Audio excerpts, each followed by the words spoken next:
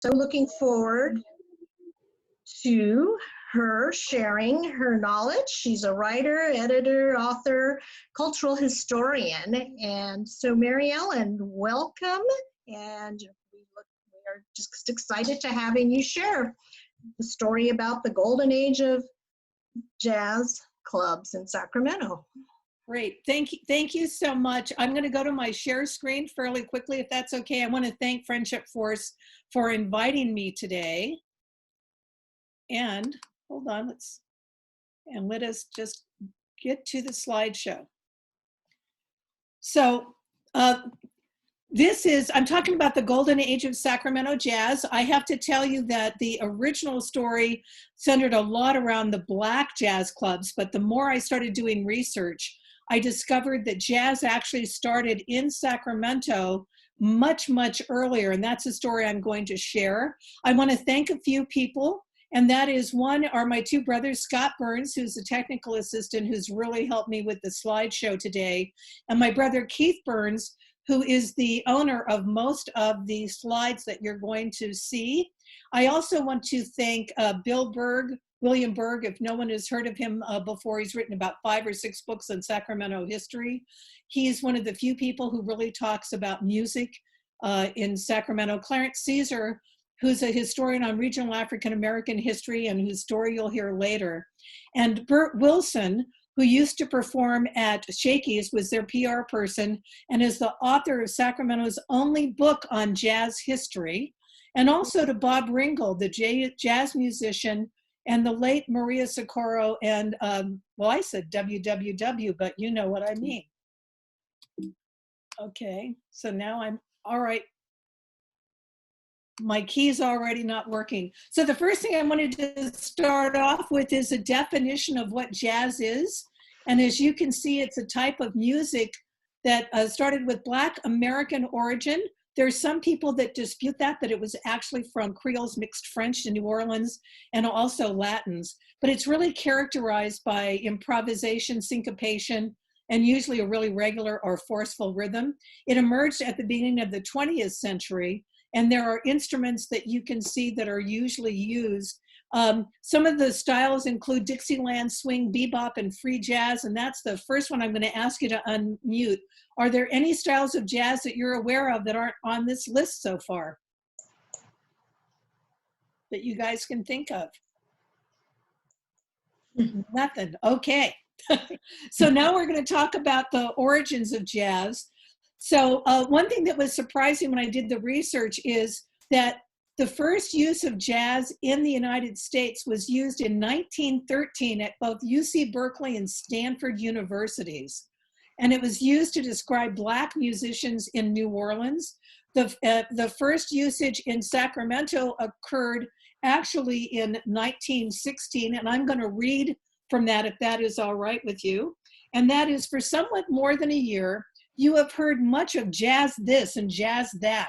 If you are really alive and quickly adaptable or responsive to swift and fresh changes around you, you know that the odd root jazz first was used as an adjective to mean a noisy, wiggly band of Black musicians, and have now be known as a noun, adverb, and almost part of speech. I do have to tell you that there's a sexual connotation to jazz, and I don't know if this is the right place to use it, but if you can think of some slang for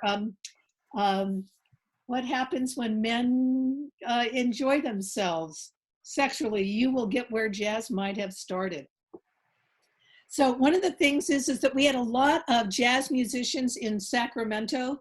There were, and this is one of the early jazz musicians. His name is Jimmy Bertrand. And he would play drum solos with the American Syncopated Orchestra. He would play at the Old Clooney. And one of the things that he would do is he would do things with a lot of humor and would blend the classics along with kind of sheer beauty as well. The other thing is that there used to be a Joyland. I don't know if anybody remembers Joyland from Oak Park or having heard of Joyland. Yeah. But Joyland was in Oak Park. It was known for its roller coaster. Joyland is basically where McClatchy Park is today. And Joyland was also known as a jazz park. So in 1919, you can see that the jazz orchestra and free dancing was almost everywhere.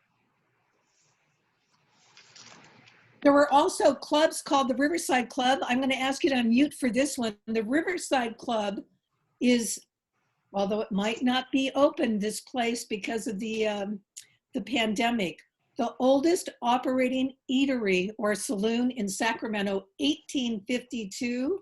I will give you a hint. It is on Freeport Boulevard. Can anyone guess what place we're talking about? It's had many incarnations. Is it the Elks Club? Well, it used to have a cow on the roof. Was the old Hereford House? And now I'm thinking of the one on Riverside Boulevard. Yeah, Riverside Boulevard. Now it's the, what is it, the Riverside Grill. Riverside Clubhouse. The Riverside Clubhouse. But it was the Riverside Inn Cafe, and it is the oldest operating place. You can see that they also featured after dinner jazz. There was also something called a jazz wagon that used to come around. And this was, you'll notice that it had Bella Rosa, the vivacious Spanish dancer of the All-American Cafe. She entertained the crowds with her engaging terpsichorean perpetrations, while Esco Ives did the famous hula wiggle, thereby selling 2 $500 loan subscriptions to World War II. So you could see this on the street literally almost everywhere. We also had Minnie Burke and other people who performed in Sacramento. And it wasn't just the downtown area. There were also, every roadhouse had jazz, and one was called Bataro's Maryland Cafe. There were actually two. One was in what we now call Old Sacramento, and one was on the Folsom Road. Do you have any questions up to this point before we get to Prohibition? I'm just going to make a comment to you, Maryellen. Letty said that another jazz was modern jazz. Yes, absolutely. Okay. Yeah, and it really progressed. One of the things that I didn't mention earlier is Dixieland, which I always thought coming up not until the Dixieland Jazz Jubilee, which started in the 70s. Actually, the first Dixieland Jazz Jubilee in Sacramento was 1914. Wow. And they would play literally Dixieland jazz, and eventually it would go to different kinds of jazz as well. So what really changed for jazz was Prohibition, not surprisingly. This is a picture of a Sacramento speakeasy, and Prohibition really sealed the fate of the rest of the Gilded Age fine dining that used to occur in Sacramento and everywhere. There were a lot of people that thought that jazz was ending, but in truth, it was just beginning. And while jazz predated Prohibition, the new laws that were outlawing drink really advanced the future of jazz by creating this really nationwide underground nightclub culture in the 1920s.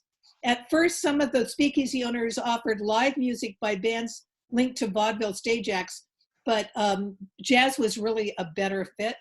And this is one of the things when I said it, people thought there were tons of articles in the Sacramento Beacon, the Union about jazz was really ending. Here's my favorite quote: "Jazz is the evil spirit of music." Dr. F.E. Morton told the Music Trades Convention, which opened today, "Jazz expresses hysteria and incites to idleness, revelry, dissipation, destruction, discord, and chaos." So one of the things is that Sacramento in the 1920s was really an optimistic place. We were a transportation center, and I should have had some photos of that. I apologize. We had several riverboat lines. The Southern Pacific shops were employing thousands of workers who were building our trains. Grain mills and canneries were in full operation. We were literally a 24-hour city. And we also had 24/7 jazz. So one of the things is it was really time for speakeasies. Music was the day. And one of the ways that you could get away from drink was take your drink and music on a holiday down the Sacramento River. I'm going to ask this question. There are three famous people in this picture. Can you guess? Two of them are from Sacramento. Can anyone guess who they are? Ancil, Hoffman, and Max Baer. You got Ancil, Hoffman, and the other one is? Max Baer? No, Max Baer and Ancil Hoffman? Yeah, that's what I think. Jack Dempsey. Oh, Jack Yeah. Dempsey. Right there. Well, those are the three, but two of them are from Sacramento. Yeah, Oh, two of them from Sacramento. So Ancil Hoffman, and you'll know him from Ancil Hoffman Park. Sure. He is really well revered, but he shouldn't have been. He was a bootlegger. He was one of Sacramento's most prominent business people. He had originally operated some avocado farms and other agricultural investments, but operated a lot of different saloons in Sacramento. His first saloon opened up in 1906 at 18th and Capitol, and he opened another at 708 Capitol called the Ancil Hoffman Saloon. It eventually became a restaurant and nightclub and featured Al Jolson and other performers of the jazz age. And lots of people like Al Jolson came through. In fact, an interesting talk would be all the famous stars that actually spent a lot of time in Sacramento. One of the ways that you could get free drink and jazz was the Delta King and her identical twin, the Delta Queen. They were christened in May of 1927, and they began a daily run between Sacramento and San Francisco. They'd leave at 6 o'clock every night for a 10-hour trip, including the return. One would go downriver and one would come back river. And it included prohibition-era drinking, jazz bands, gambling, and fine dining. A stateroom was $3.50, but for $1, you could bring your own blanket and sit on the deck. And it rained until literally the 1930s, when an increase in the roads and bridges allowed for more traffic between here and San Francisco, and it ended. Do we have any questions or comments about the Delta King or Queen? No comments about that, but there was a couple other comments about jazz. Dan Ortiz says Latin jazz is very popular today. Oh, I'm talking about Latin jazz coming up. And then Barbara Beelan has talked about big band jazz in the 40s and 50s. Yep. Okay. So you'll notice that this is the 1930s and we're getting there. I love this photo, by the way, of the Delta King. That's Isn't that a wonderful one? And I beautiful have lots of them. In the fall, I'm going to be doing a talk actually called Dining on the River, and another one called Dining on the Rails. That'll be the story of the Delta King and Queen in Sacramento, and also rails. So nice. Maryellen, this is Yeah. Kathy. Are you doing those talks through Renaissance? I'm going to be doing those through Renaissance, but those are going to be public programs. Okay. Renaissance is going to be having a series of 12 to 18 programs free to everyone, and those will be part of the public programs in music. So Maryellen, hold on, people will one be more. We have invited. a hand raised. PJ has her hand up. PJ, you want to unmute yourself and ask your question? We were just wondering which one was Ancil Hoffman in the picture. The little one in the center. Did you need me? Oh, Oh, okay. really? Huh. Oh, Yeah. okay. He was short. Yeah. Matt Baer and Jack Dempsey were pretty big. Wow. And can anyone tell me, of the three people I've mentioned above, who this one is? Benny Goodman. That is Benny Goodman, and he also came to Sacramento. If I can just divert a second and tell a Benny Goodman story.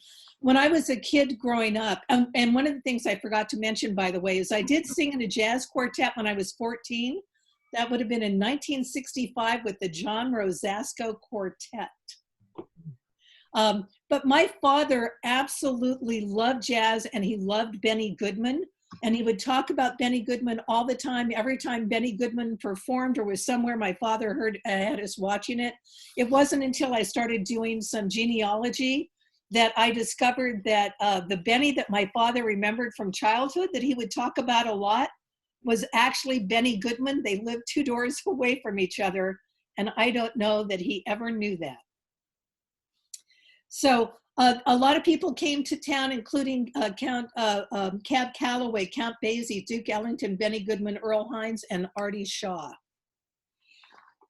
So one of the things, can anybody name me one of the most famous songs from Duke Ellington that is probably sung the most often today? It was a swing era hit. Take the A train. That's one of them. swing music.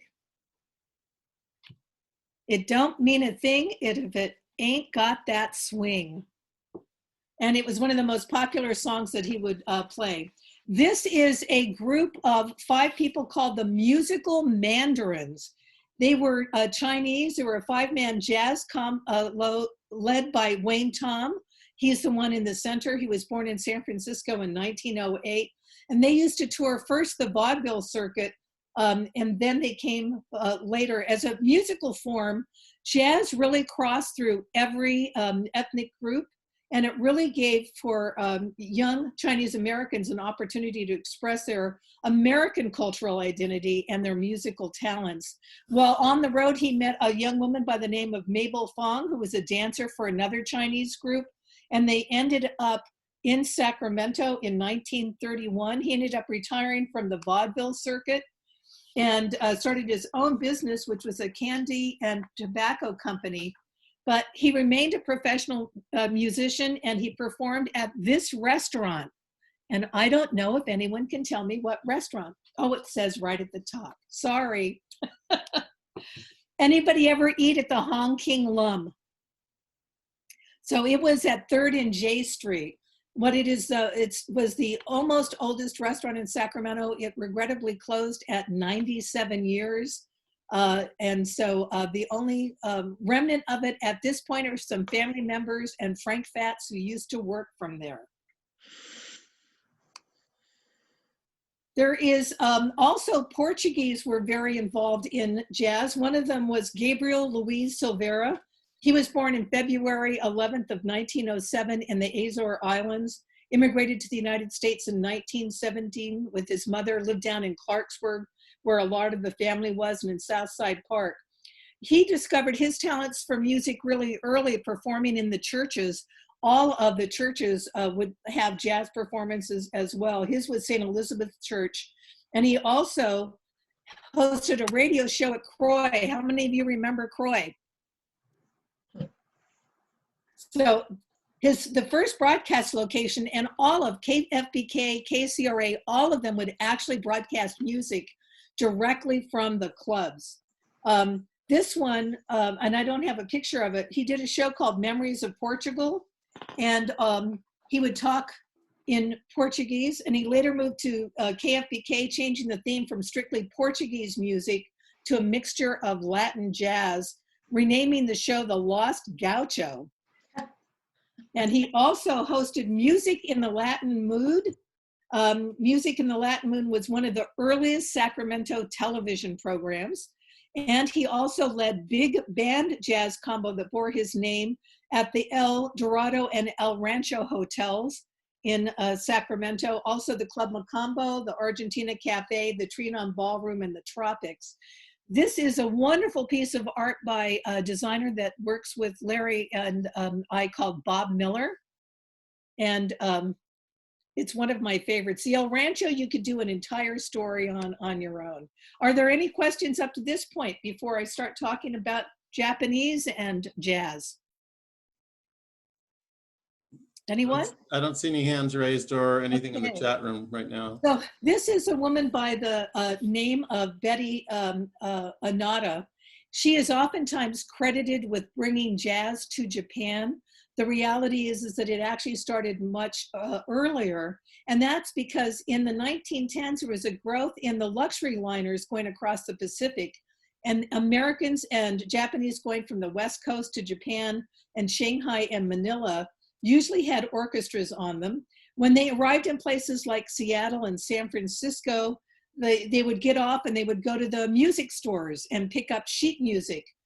They learned a lot in the foxtrot repertoire and other kinds of popular music at the time, but they were also buying records and jazz records and bringing those back to Japan. There weren't into as much improvisation as we came to know, but improvisation really occurred kind of later in the jazz scene. Filipino musicians were also learning jazz, and they played in hotels in Kobe, Osaka, and Shanghai. Some of the Japanese musicians say that the first time they heard anybody faking or ad-libbing, it was Filipinos, and that was as true in Sacramento as in Japan. So this is another picture of Betty, and my apologies, I was going to show a video of hers, but it was when I lost my clicker, I lost it. So one of the things to ask is how a Sacramento girl became the most popular singer in Japan. So like many, she actually started in Japantown. She was first generation American-born child called Nisei of Japanese immigrants. She was really caught between the traditions of her family and what she loved, which was jazz. Her original name was Fumiko. Parents called her Bessie for some reason, and she was rebellious, so she decided to change her name to Betty. It was this independence characterized by her love of jazz and her disobedience that some people really objected to. So she doesn't have it here, but she really started in Sacramento adopting flapper styles. Let me see if I have some other photos of her. Bobbed hair with celluloid barrettes, and she used to wear short skirts with roll down stockings. It really upset her parents. There were other people as well that I might intercede with here. I don't know, because I'm going to come back to Betty, and I'm embarrassed to say that there are not photos of these, or I haven't found them yet. Does anyone know what Japantown was or where Japantown was located? Wasn't that down on under the freeway? J Street? Yeah, right under the freeway. So it's basically, it was replaced, and I'm going to be getting to redevelopment later. But Japantown, we had Chinatown where Honking Lum was, which was basically 8th Street IJ. Japantown was a little bit further down and was 2nd and 3rd Street, and that's where most of the Japanese were. We had lots of bands in Japantown. One included Richard Okamoto's Nighthawks. He was originally born in Hawaii, named his first band the Richard's Original Syncopators Orchestra, and briefly the Mikado. At that time, and I had a photo that didn't show up well, a lot of the jazz musicians were coming out of a local high school. Can anyone guess what high school that might have been?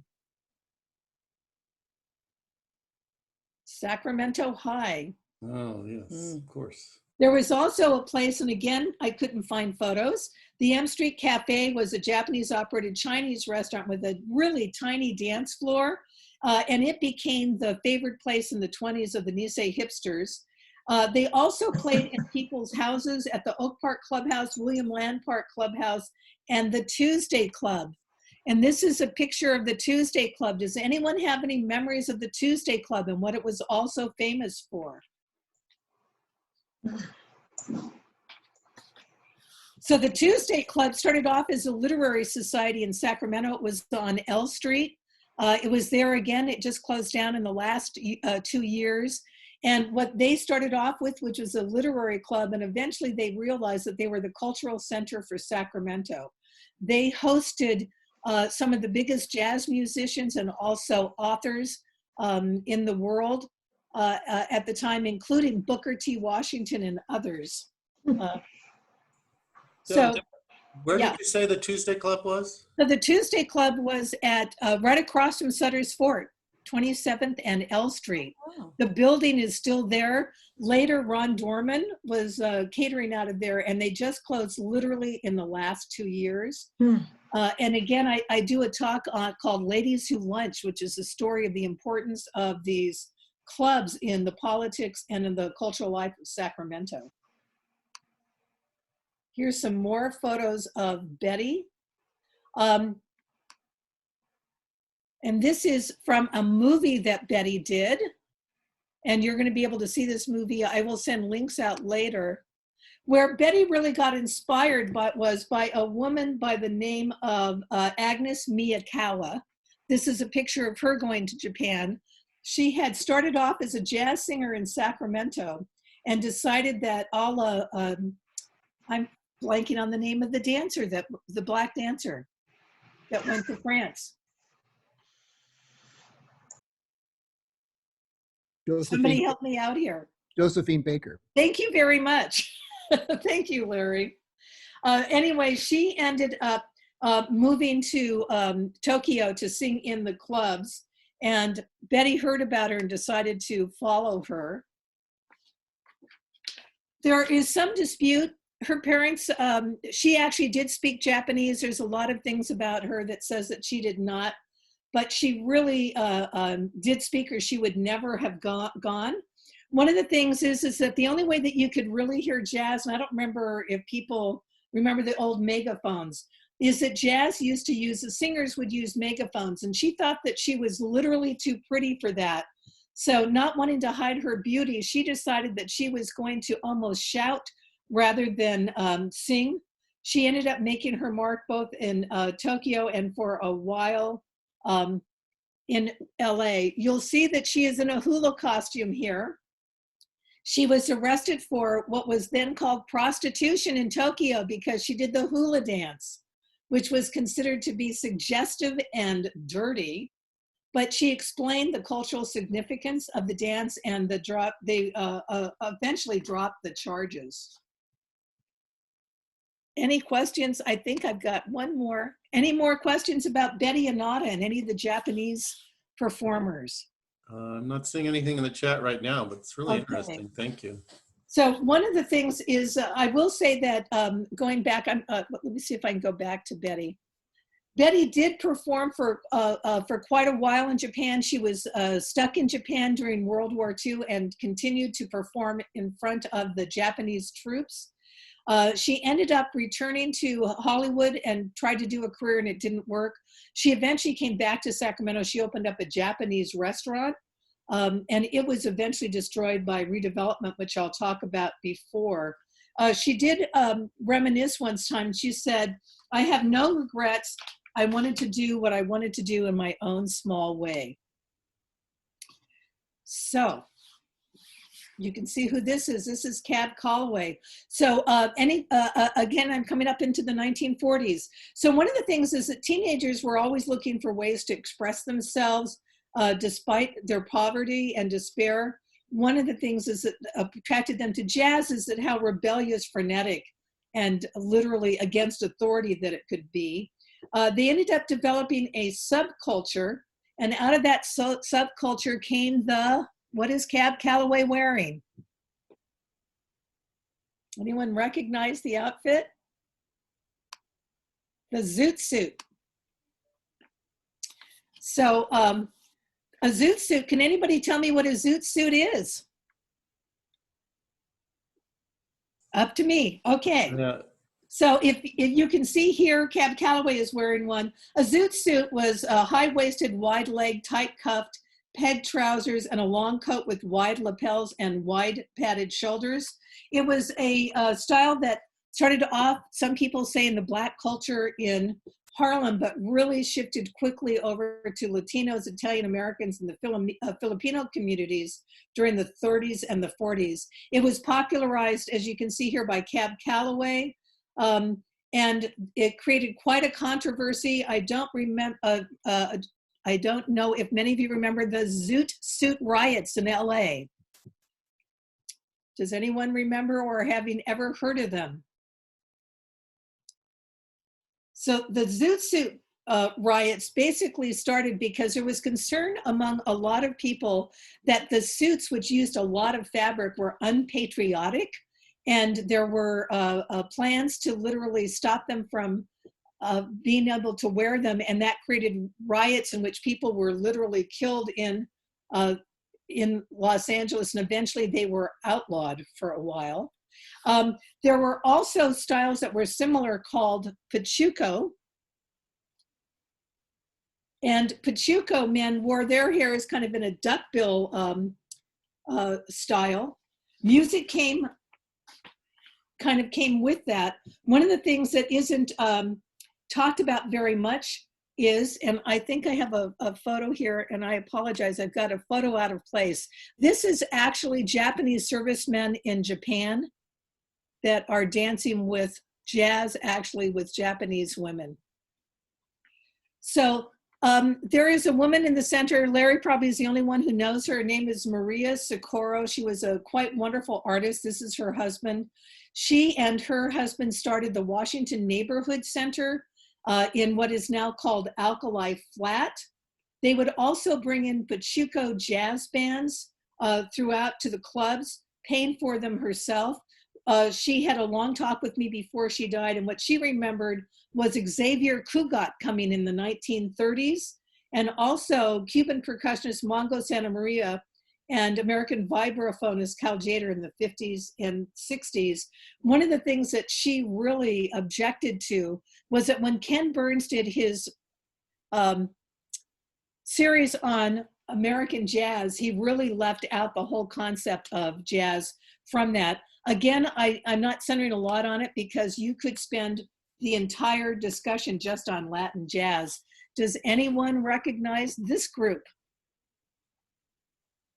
Is that Bob Wills? That is Bob Wills and Billy Jack Wills. So they moved to Sacramento in 1947, and they purchased what was then the Aragon Ballroom north of Sacramento and renamed it Wills Point. He was one of the founders of Western Swing that was enormously popular in the 40s. They had originated in Texas and incorporated African-American musical forms like jazz and blues into Southwestern cowboy music to create a new form. And a lot of people really credit Will's music to preceding to early rock and roll. And now what I'd like to do is, any questions up to this before I get to what in some ways is the real meat of this talk, and that's Sacramento's West End.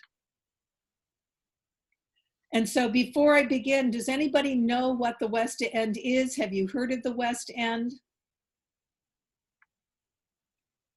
So as you can see here, the Sacramento's West End was, it's a multicultural area encompassing what is now Old Sacramento, Chinatown, Japantown, and the entrance to the Capitol from what is now 8th Street to R and Front Street to 10th Street. What was wonderful about that community, and I lived really close by, I grew up in New Helvetia, was how multicultural the area was. It was full of fantastic Japanese, Black, Filipino, Mexican, Portuguese, Chinese, Basque, and Italians. It was literally the only place in Sacramento where people from different ethnic groups could get together in restaurants and eat together, or to actually be in parties together. A lot of the bar saloons and 24/7 eateries served the SP yard, the major employer. This is a picture of, and one of the things I might say is that, like many other cities at the time, Sacramento really wanted to shed its past, and cities all over were tearing down old neighborhoods and erecting new ones in their place. We were no exception, spurred on mostly by a desire to have a new entryway in from the Tower Bridge into Sacramento and to revitalize the area. We ended up tearing down all the buildings that I'm going to show you from here on out. We removed not only the slums of the Skid Row, which was a very small area in what we now call Old Sacramento, that has been, if you want to call it revitalized, Disneyland made. There were 10,000 people who actually lived in the West End that were moved out. The reason they called it blight, it wasn't. As I said, it was a neighborhood that I was used to when I was a kid. You can tell from this picture that there were vibrant businesses and houses and people, but greed and other reasons made people want to remove it. One of the things that we lost the most was the smells and the eroticism of the original. This is the Congo Club. It was known as a back club, but it was actually owned by Henry Takeda, who was a Japanese attorney. These are some other pictures of the West End. I just wanted to show you. So you can see all of this. These were the places that were torn out to create all of the state buildings that occurred there later. This is a picture of 217-223 T Street. I put it in here very specifically because it's the end of the street that I live in. Those are somehow, those houses were turned down, but some houses from 3rd Street actually ended up making their way. So one of the things about the West End in the story is that it's where the majority of African Americans ended up living at that point. How they moved into the West End is the story of Japanese internment. Japanese again, there were orders that they had to sell their properties really quickly. It was a boon to Black families because they could take over the businesses fairly quickly. Most of them were able to purchase property for literally less than $500, and including everything that was left in the facilities. And that's how most of these Black businesses ended up starting. There was a pretty fluid amount of African Americans in Sacramento from the very beginning that started with the gold rush, kind of never got to be more than about 1,000. That really changed during World War II when a lot of Blacks came from the South to work in the war industry. This just happens to be the Civilian Exclusion Order number 5 that was used for the internment. And anybody with questions before I start talking about the Black clubs? So one of the things that I wanted to say is you're going to see a lot of pictures of the Club Zanzibar, which was one of the most important places in Sacramento. The reason that we have these photos is my brother Keith, most days, and he's downstairs now, he's hoping he was going to join him. Until right now, you would find him searching really through the detritus of other people's lives, rummaging through musty boxes at estate auctions, thrift stores, flea and antique markets. Over the years, and Larry and Rick know him well, he's purchased over 100,000 books and 1 million pieces of ephemera art and relics. He reminds me of Lovejoy. I don't know if you guys remember Lovejoy, that he just has this divining rod. And Larry can jump in here because Larry was there the day, am I right, Larry, that this was discovered? What happened is if Keith hadn't found these, they were photo albums at this auction. If he hadn't found them, they could have just been bought by someone and never talked about again. But because of he and his brother and Maryellen, they were able to basically capitalize this. And also Bill Berg has also used this information to do some lectures and also just letting people know more about how dynamic the Black jazz culture was. Right. So one of the things is that, and Larry was there, he found these. He couldn't actually put his hands on them, but he could see photographs of multiracial audience at a night spot. Eventually, what he found was over 100 photos and ephemera. And when we do this talk in person, we actually bring that with us so that you can actually see it. He ended up contacting Clarence Caesar, who I don't have here, who's a Black historian. And it was together that they were able to uncover the story. Lucky enough, some of the people that I'm going to talk about were still alive, and we were able to get interviews with them as well. So this is another picture of the Zanzibar Cafe. It was on the corner of 6th and M Street. And you'll notice that they say Zanzibar Cafe Negro. One of the people who used to perform there quite often, or if not there, just down the street, was again Duke Ellington. There's a story that says, I've heard 2 different stories. One is that he was not allowed, the hotels in Sacramento were part of the Green Book. And you've heard of the Green Book from the movie where it was safe for Blacks to be able to go. There was a story that the only place that Duke Ellington could stay was actually a hotel owned by a Hispanic woman in the West End. But I've also heard from another Black actor at the time who was in the Argane comedies that they were allowed to stay at the Senator Hotel, and that might not be a true story. Other people performed close by as well. You can see Billie Holiday was actually at the Sacramento, you notice it's misspelled. That's the Memorial Auditorium, I might mention, and lots of other groups performed. Here's another picture of the Zanzibar. You'll notice dining, dancing nightly. So they were known not only for their jazz, but also for their food. It was owned originally by somebody by the name of William C. Nitz Jackson, somebody, and Herman Ford. Later, Herman Ford ended up giving it up. they were able to purchase it from a Japanese-American businessman who was forced to sell it. Most of the time it was open, it was boasted a totally interracial clientele. And there were all kinds of performers there. Herb Jeffries, K-Star, Jack McVeigh, the Hunter Gray trio, and also Louis Armstrong, Dizzy Gillespie, Cab Calloway, and others. It ended up closing. I'm going to go through some of these fairly quickly just to see them. It ended up closing. You'll notice that what they were really known for was the best chicken in town. That was disputed by Dunlaps, who thought that they made the best chicken in town, and the Chicken House. But I've heard stories it was pretty good. Here are actually some menus. You can see what they had on offer. This is one of the business cards. Nitz became partners with Isaac and Louise Anderson. They ended up, as I said, purchasing it from Japanese. And this is Nitz and the Jacksons having a drink at the bar. This was an ad for the premiere opening. You'll notice it was operated by colored people for the pleasure and entertainment of all. And again, some different art.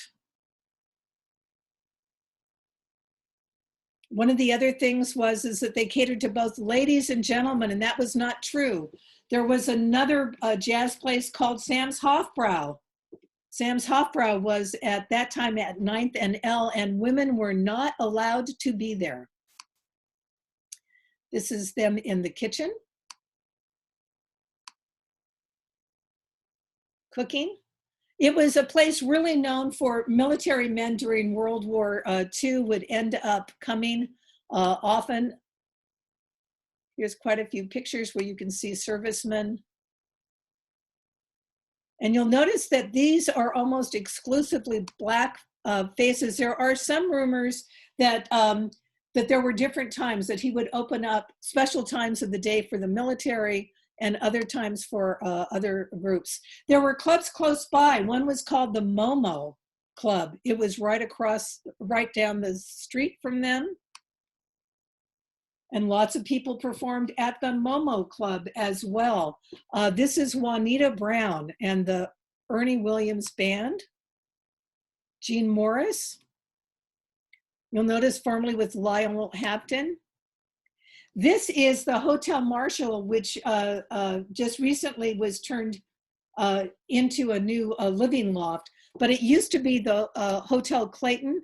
The Hotel Clayton was also a really important place to go to. The Momo, the Melodee, and the Clayton, again, were some of the hot spots. Here's more from the Momo, different performers. Like I said, I'm just going to go through some of these so that you can see. Can anybody guess who that is on the right? Some people say that it's a young Gene Krupa. I haven't been able to know if that is true or not. Women singers used to also perform there. That was one of the few places that women could perform, was in the Black clubs. Again, it was almost impossible for women to really be involved in the restaurant business, bar biz, without being considered unsalubrious. And here is a photo of the Zanzibar, where you can finally see that a mixed crowd.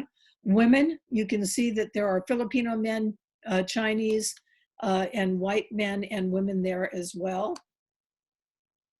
Some close-up photos.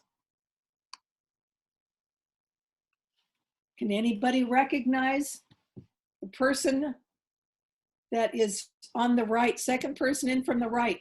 Rochester. That is Rochester. It was one of his favorite places to come. He would come to Sacramento often and would stay at the El Rancho Hotel. And, Fighter, second one in again. Recognize who the Fighter is.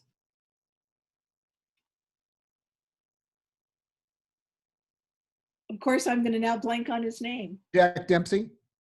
No, the black, Joe Louis. Looks like Joe Louis, yeah. Right, so that is Joe Louis. Joe Louis used to come as well. Oh, I'm sorry, I went backwards. Let me go forwards.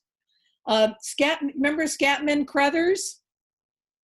The original Scatman used to come. Joe Turner, Cecil Grant, T-Bone Walker, Ivory Joe Hunter, Earl Gardner Trio. Now, they were literally only open for 6 years, but you can see what impact that they had. There was also tours, so you would literally come up the West Coast all the way up into Washington and follow tours. Here are others, Count Leroy. And I apologize, I don't have the name of this particular group.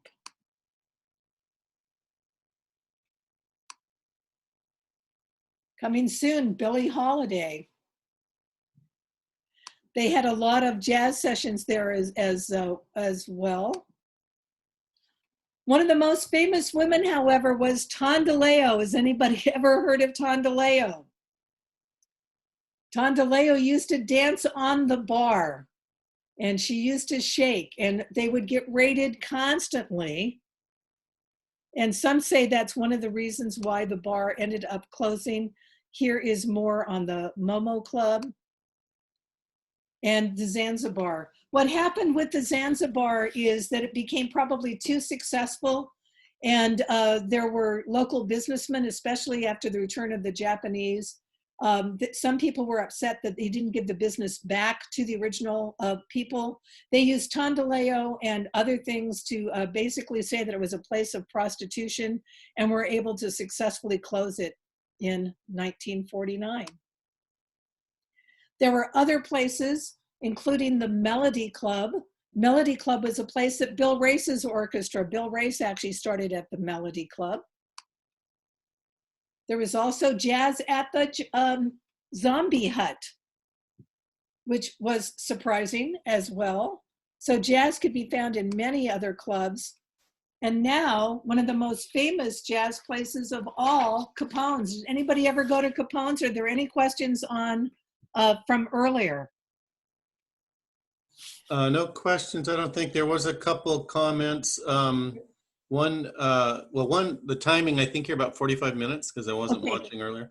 Okay, great. And then just to let people know that Marty sent me a link to a 25-minute video about the redevelopment. Yes, Yeah. West End by Chris Lango. Yeah, so I'll put that link out to everybody later. And then Letty asked, when did M Street become Capitol? Anybody know that? So after the war, I believe that it was after redevelopment. So in the early 60s that they made the switch over. Okay. So one of the things, and I just wanted to highlight a couple of places, and one of them is because Bob Ringgold, who ended up playing in the Dixieland Jazz Jubilee and the father of Molly Ringwald, used to perform at Capone's and did me the courtesy of a very lengthy interview sometime back. And if you'd never been there, Al Capone's was on Fulton Avenue.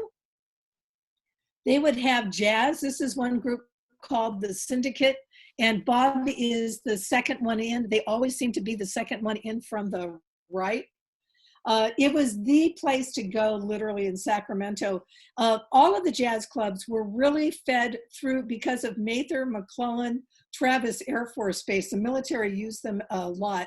They were kind of doing a throwback to more ragtime, honky-tonk, and occasionally jazz. It was not the normal pizza parlor that you expected. This is the Boondoggers. And they would do all kinds of specials and promotions. And I'm at the 45-minute mark, so I'm not going to go much longer. They were also known for the women that would dance. And here's some of the ephemera that we have for Capone's, including matches. My brother and I have 4,000 Sacramento matches. One of the things is that they would bring in jazz clubs from San Francisco, including Turk Murphy's. So it was really well known. It ended up in 1978. They ended up closing it. This is a Japanese player that played at Capone's in the 70s just before they closed. And again, I forgot his name, but he went on to be fairly big.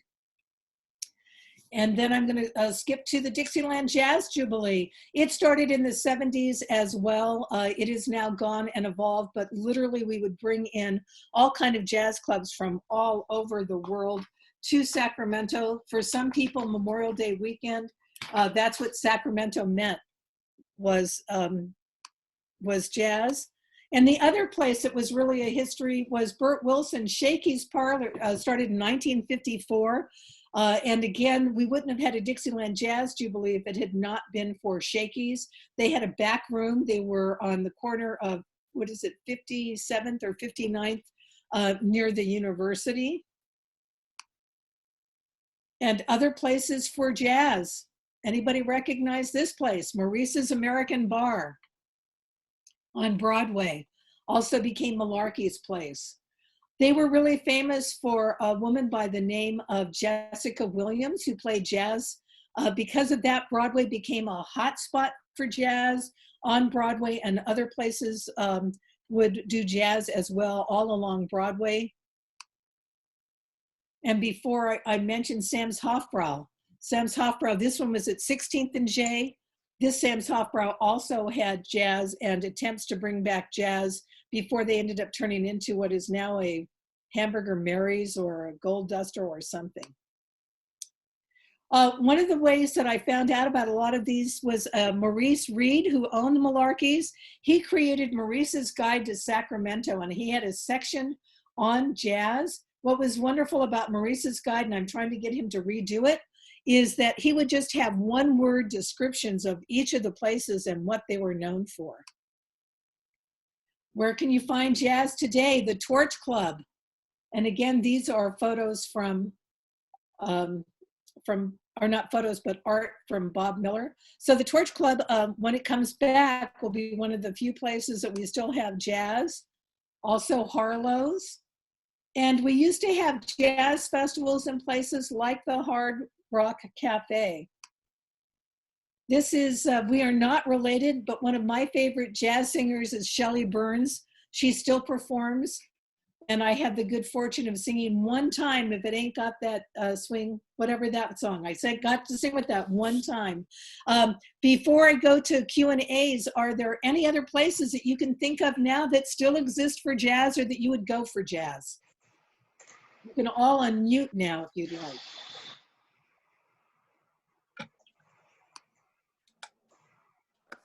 There was a place in Old Sac that I used to go to. You went down the alley and it was underneath the back door. Yeah. Yeah, so they still played it. This is Robbie Kwok, and he's playing the flugelhorns. And this says Rolling on Broadway. Rolling on Broadway is where the off-Broadway was, and then it became faux back, and now it's being torn down. It was originally the Bon Marché grocery store, and it is going to be 9 units of apartments instead. So Jesus Hernandez is a local, he is a sociologist from Davis that talks a lot about gentrification and housing affordability, transportation, and the inequities in the medical system. But he's also a jazz musician who plays the saxophone. So when we do this program again, he's promised to perform with me.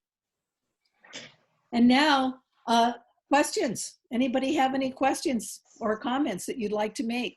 Maryellen, this is Sandy. I heard you mention Bob Miller as the artist. Yes. And is he the same one as like Bob Miller Designs? He's up there in years. Okay, I'm years old. Yeah, Sandy. Yeah, this is Bill. I worked with him for 10 years at Channel 3. Oh, okay. Ooh, I am so excited. I know him because he's the father to my neighbor. Isn't he like 92 or something? Yeah. Well, he's 89. 89. And I have to tell you, we're working on a book with Bob Androvich. It is about 2/3 of the way done, and it's going to be a cook's tour of Sacramento dive bars. And so we have selected so far 22 in Sacramento. We have 8 more to come up with. and that's the next book that we're going to be able to do. Very influential artist. He worked, and Bob or whoever said you worked with him. I would love to do the story of PCRA, so please connect with me. Great. So any other comments or questions? I have a question. This is Yep. Terry. With that, I've always been curious as to how the Sacramento Jazz Festival, at least in its earlier years, was so focused on New Orleans jazz, especially given this very rich and diverse jazz that Sacramento has. How did that happen? So I think that a lot of it came out of a return to the very first music in Sacramento that was played in 1914 was Dixieland jazz and New Orleans style jazz. So part of it was trying to get back to the roots. A lot of it was influenced by Burt Wilson and by Shaky Johnson, because that's where the bands were currently. I think that because Bob Ringgold and other people at the time had the contacts all across the country, it was easier to start that way.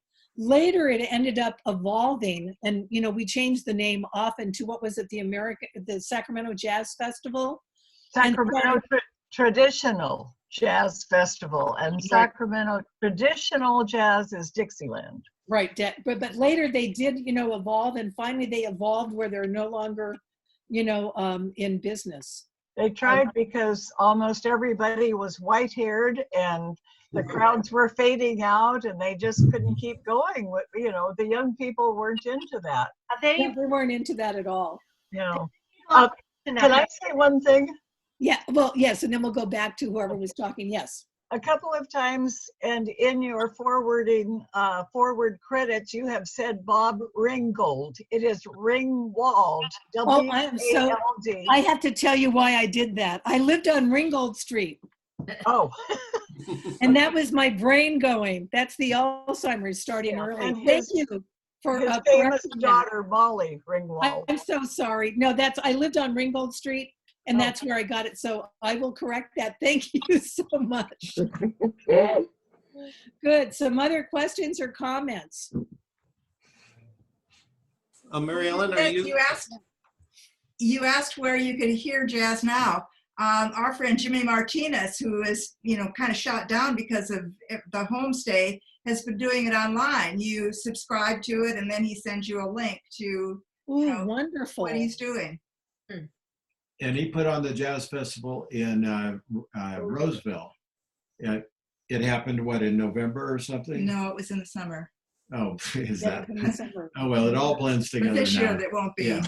Good. I have to go since I've got you. What did you do at KCRA? I sold advertising at Channel 3. So that's why I worked more with Bob, because he did a lot of artwork that we used in commercials or, just before chroma key and all those things where they could do fancy stuff. I mean, he drew a lot of things for Channel 3, a lot of art.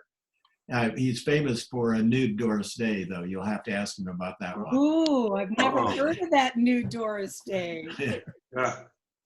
Well, I would like to say that yesterday I had a jazz jam session in my driveway, and there were 4 professional musicians and neighbors and a few assorted friends sat out distancing on the lawn, and we played from 6 to 8.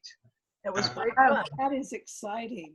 It was fun, and many musicians are like the other people. They're really craving to do what they want to do, because they want to play with other musicians. So we had a great time, and we're going to do it again. Did you put your baby grand out in the driveway? No, I brought my electric keyboard, which to me is still like a toy compared to a good piano. Yeah. Well, I have to say, trying to condense this into a 45-minute talk, because I could have talked just about the black jazz clubs, the Japanese ones, and certainly, the Latin music and, what's going. So what I'm hoping is that we might take a look at this and do a 3-part series with some local jazz musicians. Jesus Hernandez, who is a saxophonist, would really like to do a talking tour of the jazz clubs and kind of do that as a kind of revisit. So More questions or comments? Oh, I have a comment. Okay, I have a comment. This is Larry. Sacramento is really never a dry city. It was really well known for its bars, and there was a famous quote from Mark Twain where he said that Sacramento was called City of the Plains. So he said when he was in Sacramento, he never saw any planes, but he saw a lot of saloons. And that is really true, I have to say. And that's what that was part of the comment about the West End, is so many things were clustered, in that grid. And that's what people wanted to get away from. I didn't talk about the effect of reformers from the Tuesday Club, but the Tuesday Club both did something very unique, and that is that they would have Japanese and Chinese and other kinds of performers from all over the world. And yet Luella Johnson, who was one of the presidents, also was the leader in the anti-Chinese and anti-Japanese exclusion, and was a xenophobe and believed in eugenics, and did everything that she could to stop the jazz clubs. But like I said, those are talks that can go on for forever. More comments. I know we had at least one other. Yeah, let me just interject one from the chat room. Pat Longest wrote that I'll just read it. When my sister and I visited New Orleans in 1971, we celebrated my 40th birthday sitting on the benches in Preservation Hall, listening to the grand old musicians. Wonderful and great presentation, Maryellen. Oh, thank you. That's a great story. Thank you for sharing it. And George Meyer followed up with that, said, when I was a kid, I could go to Preservation Hall for free. They passed a plate around to pay the musicians. Well, I have a last comment. I got one comment. While I was at the University of Iowa, we would listen on Saturday night to WLS from New Orleans, and they'd play jazz from the Blue Room at the Roosevelt Hotel. And we could get it, we didn't have crystal sets, but almost our old radios back in the 50s. And at the University of Iowa, I was involved with the entertainment when they brought the big bands to town. And so we saw Louis Armstrong and Ray Anthony and Stan Kenton and that whole group, back in the late 50s. Well, Marty, you had a comment? Oh, I was just going to ask if the Ride Hotel played into any of this. Yes, and my apologies for not including the Ride Hotel. The Ride Hotel started in 1915 by the Justy's family that still owns Justy's restaurant. It was later taken over by Al from Al the Wasps Stage Alabama, and ran it as a speakeasy. And they used to, again, have jazz clubs that would come up from jazz musicians who would come up along the river and play as well. So it was really a hot spot, as were almost any place that was along the river. And I didn't mention the other places. There were a lot of rivers, places, not just the Delta King and Queen, where jazz could be heard. What about the Firehouse? Yes, the Firehouse as well. That's what I said. When I started this, I looked at it and I thought, oh my God, you know what? There's only been one book written on jazz, and then whatever Bill Burt does. There really is a book to be told for that story. So the Firehouse opened in 1960, and they used to have jazz quartets, strangely enough, playing during the day and not at night, which made no sense to me, but they would play in the courtyard. Kathy, did you have a comment? I did. Yeah, So, go ahead. Maryellen, this is Kathy. And when you're done, I appreciate you doing this for us so much. You're wonderful. I am amazed at how much you just know. You can say dates, you can say places. I mean, my gosh, you didn't need to go to that brain seminar yesterday. You are doing amazing. But I would like for you to send me an email the conference series that you're coordinating for Renaissance, the one that's open to the public? Yes, absolutely. Because I'd like to communicate the details to our Friendship Force members. I know we have a lot of members that are also, you know, Renaissance members, but I would like to share for the folks who might be a little further out. So we also have a summer program, Kathy, that is starting on June 5th, 9 incredible speakers, including Barbara O'Connor, Mike Agron's doing one on music, Sasha Bromsky, his newest book, Steve Swat and Susie Swat on the politics of food and liquor. Those are all open to the public. We're using not Zoom, but webinar or GoToWebinar. So that means that 1,000 people can, and we want to get that out as much as we can so that people can continue to be able to connect this way. So I'll be sending that. Yeah, send me any. And then I'm rewriting. I have to tell you, I cut out stuff. I'm going to actually rewrite my notes and some links so that if you give me a little bit, anybody who would actually like to have my original notes, it's not what I said, but my original notes, I'll gladly send that out as well. That'd be fabulous. We are so fortunate to have you today. And yes, that sounds like there's multiple part series that we certainly could have you back to finish or continue with the story. Oh, and this is just jazz. Yes. So you'll notice, if you can see behind me is a piece of art that is Duke Ellington. My brother went out, knew I was giving this talk, and so he went off and bought some art for me for background. So again, I really want to thank my brother, but I consider myself a cultural historian and food historian. So any talks on the history of food, drink, and wine. Dan Cross, who's on here, we also do something called a Cook's Tour of Sacramento. So we really look at all of the restaurants and eateries and bars and saloons. So if there's a topic on Sacramento history, we can talk about it. Yes, Dan? Oh, I was just going to add, when we're able to go in them. When we're able to go in them. Yeah, right. Yeah. I'd love to hear that. Good. So if there are there any other questions? Thank you. All right. Thank you very much. Really appreciate it. Thanks, everybody. Don't forget to watch the events page on the website for upcoming things that are happening. All right. And then I hope to see you all. Thanks for joining us today. We do have a program next month for our Friendship Force members, and we'll be hearing from the director of River City Food Bank, who many of you have gone out there to and support. So thanks again for joining us. Can I make one suggestion for a speaker while we're at it? Sure. There's a wonderful young woman by the name of Kelsey Marr that used to run the NCIV. She does talks on culinary diplomacy, which is literally going to foreign countries, things like the Friendship Force. I think she'd be a great person to have as a speaker someday. And what is NCIB? That was the National Council for International Visitors. Now it's through, what is it, the World Trade Center. Okay. Sandy, Maryellen sent me the information. Okay, great. That's who I was going to reach out. We'll explore future speakers for our programs. Thank you. Okay. Well, thank you all. Thank you. Bye-bye. Stay safe, everybody. Bye-bye.